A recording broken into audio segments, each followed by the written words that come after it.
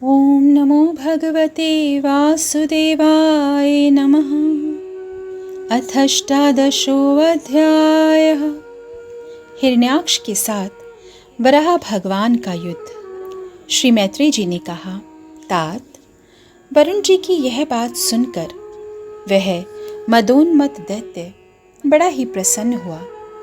उसने उनके इस कथन पर कि तू उनके हाथ से मारा जाएगा कुछ भी ध्यान नहीं दिया और चट नारद जी से श्री हरि का पता लगाकर रसातल में पहुंच गया। वहां उसने विश्व विजयी वराह भगवान को अपनी दाढ़ों की नोक पर पृथ्वी को ऊपर की ओर लाते हुए देखा। वे अपने लाल लाल चमकीले नेत्रों से उसके तेज को हरे लेते थे। उन्हें देखकर वह खिलखिलाकर हंस पड़ा और बोला, अरे, यह जंगली पशु यहाँ जल में कहाँ से आया? फिर वराह जी से कहा, अरे ना समझ, इधर आ, इस पृथ्वी को छोड़ दे। इसे विश्व विधाता ब्रह्मा जी ने हम रसातल वासियों के हवाले कर दिया है। रे सूकर रूपधारी सुरधम, मेरे देखते ही देखते तू इसे लेकर कुशलतापूर्वक नहीं जा सकता। तू माया से लुक छिप कर ही दैत्यों को जीत लेता है और मार डालता है। क्या इसी से हमारे शत्रुओं ने हमारा नाश कराने के लिए तुझे पाला है? मूढ़, तेरा बल तो योग माया ही है और कोई पुरुषार्थ तुझ में थोड़े ही है। आज तुझे समाप्त करके मैं अपने बंधुओं का शोक दूर करूंगा। जब मेरे हाथ से छूटी हुई गदा के प्रहार से सर फट जाने के कारण तू मर जाएगा, तब तेरी आराधना करने वाले जो देवता और ऋषि हैं, वे सब भी जड़ कटे हुए वृक्षों की भांति स्वयं ही नष्ट हो जाएंगे। हिरण्याक्ष भगवान को दुर्वचन बाणों से छेदे जा रहा था, परंतु उन्होंने दांत की नोक पर स्थित पृथ्वी को भयभीत देखकर वह चोट सह ली तथा जल से उसी प्रकार बाहर निकल आए जैसे ग्राह की चोट खाकर हथनी सहित गजराज। जब उसकी चुनौती का कोई उत्तर ना देकर वे जल से बाहर आने लगे, तब ग्राह जैसे गज का पीछा करता है, उसी प्रकार पीले केश और तीखी दाढ़ वाले उस दैत्य ने उनका पीछा किया तथा वज्र के समान कड़क कर वह कहने लगा, तुझे भागने में लज्जा नहीं आती? सच है, असत पुरुषों के लिए कौन सा काम ना करने योग्य है। भगवान ने पृथ्वी को ले जाकर जल के ऊपर व्यवहार योग्य स्थान में स्थित कर दिया और उसमें अपनी आधार शक्ति का संचार किया। उस समय हिरण्याक्ष के सामने ही ब्रह्मा जी ने उनकी स्तुति की और देवताओं ने फूल बरसाए।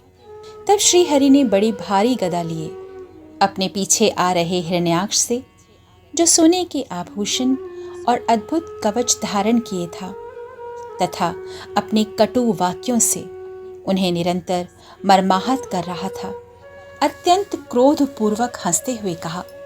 श्री भगवान ने कहा, अरे, सचमुच ही हम जंगली जीव हैं जो तुम जैसे ग्राम सिंहों कुत्तों को ढूंढते फिरते हैं। दुष्ट वीर पुरुष तुझ जैसे मृत्यु पाश में बंधे हुए अभागे जीवों की आत्मश्लाघा पर ध्यान नहीं देते। हाँ, हम रसातल वासियों की धरोहर चुरा कर और लज्जा छोड़कर तेरी गदा के भय से यहाँ भाग आए हैं।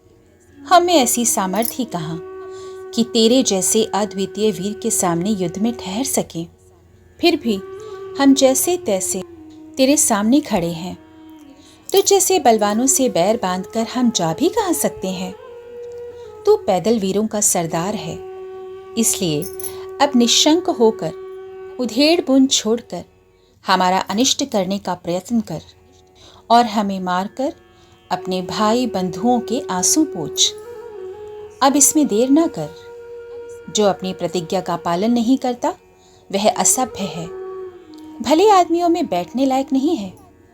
मैत्रेय जी कहते हैं, विदुर जी, जब भगवान ने रोष से उस दैत्य का इस प्रकार खूब उपहास और तिरस्कार किया, तब वह पकड़कर खिलाए जाते हुए सर्प के समान क्रोध से तिलमिला उठा।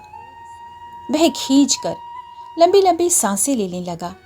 उसकी इंद्रियां क्रोध से शुद्ध हो गईं और उस दुष्ट दैत्य ने बड़े वेग से लपक कर भगवान पर गदा का प्रहार किया, किंतु भगवान ने अपनी छाती पर चलाई हुई शत्रु की गदा के प्रहार को कुछ टेढ़े होकर बचा लिया। ठीक वैसे ही जैसे योग सिद्ध पुरुष मृत्यु के आक्रमण से अपने को बचा लेता है। फिर जब वह क्रोध से होंठ चबाता अपनी गदा लेकर बार बार घुमाने लगा, तब श्री हरि कुपित होकर बड़े वेग से उसकी ओर झपटे। सौम्य स्वभाव विदुर जी, तब प्रभु ने शत्रु की दाईं भौं पर गदा की चोट की, किंतु गदा युद्ध में कुशल हिरण्याक्ष ने उसे बीच में ही अपनी गदा पर ले लिया।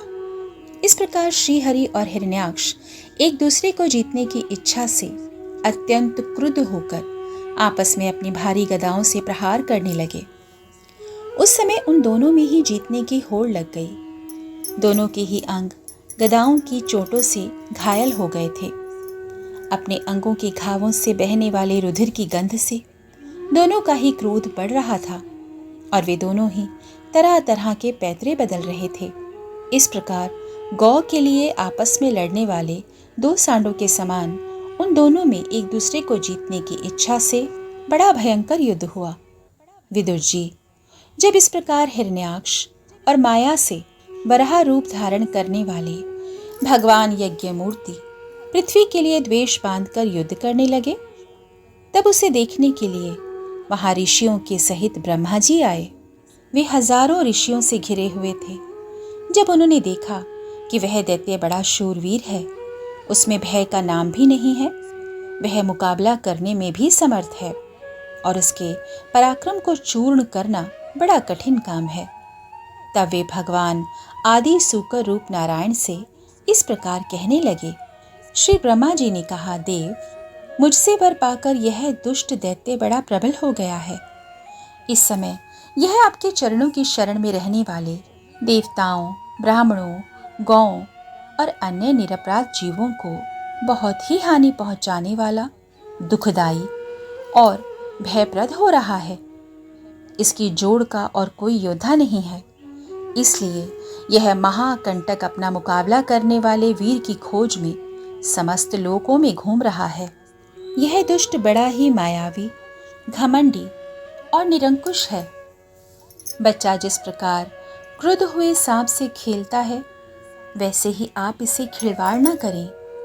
देव, अच्युत, जब तक यह दारुण दैत्य अपनी बल वृद्धि की वेला को पाकर प्रबल हो, उससे पहले पहले ही आप अपनी योग माया को स्वीकार करके इस पापी को मार डालिए। प्रभु, देखिए, लोगों का संहार करने वाली संध्या की भयंकर वेला आना ही चाहती है। सर्वात्मन, आप उससे पहले ही इस असुर को मारकर देवताओं को विजय प्रदान कीजिए। इस समय अभिजीत नामक मंगलमय मुहूर्त का भी योग आ गया है, अतः अपने सुहृद हम लोगों के कल्याण के लिए शीघ्र ही इस दुर्जय दैत्य से निपट लीजिए। प्रभु, इसकी मृत्यु आपके ही हाथ बदी है। हम लोगों के बड़े भाग्य हैं कि स्वयं ही अपने काल रूप आपके पास ही आ पहुंचा है। अब आप युद्ध में बलपूर्वक इसे मारकर लोगों को शांति प्रदान कीजिए। प्रभु। 18वां अध्याय समाप्त हुआ।